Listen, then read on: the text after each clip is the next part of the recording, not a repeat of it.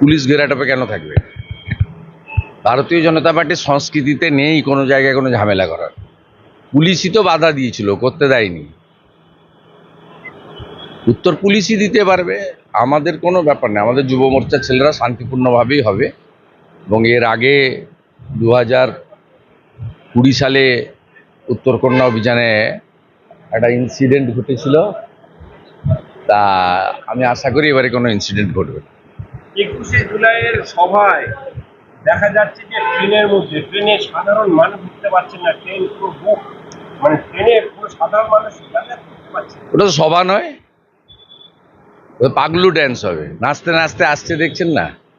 জলঙ্গি থেকে বাসের ভিতরে নাচতে নাচতে আসছে, বাজনা বাজে। এটা কি সভা নাকি?